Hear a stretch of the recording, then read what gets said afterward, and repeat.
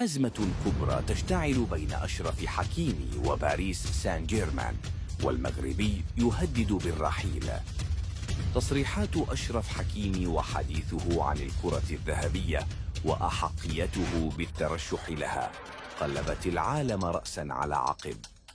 Cuando les gens ils me mettent sur le débat, comme je dis, des ballons d'or, c'est un rêve que je vais passer et maintenant, si j'ai la possibilité de gagner, je pense que je mérite tout ça. Et est-ce que le fait que vous ayez été aussi décisif pour un défenseur, est-ce que ça c'est pas au final un de vos meilleurs arguments? Après la saison que j'ai fait historique, même comme tu as dit, il n'y a pas beaucoup de joueurs qui sont marqués quart de finale, demi-finale, finale.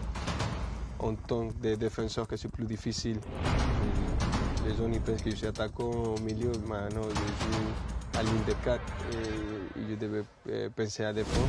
C'est plus difficile ça.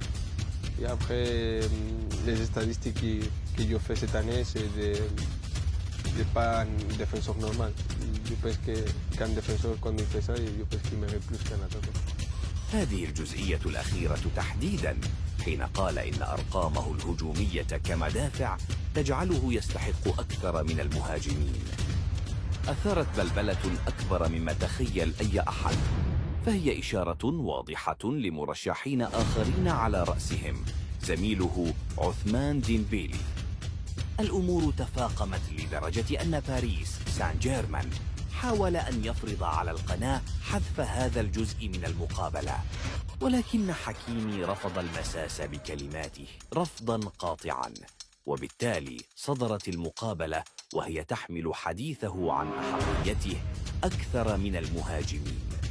كذلك أبدى حكيمي وراء الستار استياءً كبيراً من تصريحات المدرب لويس إنريكي ورئيس النادي ناصر الخليفي الداعمة لديمبيلي فقط في سباق الكرة الذهبية.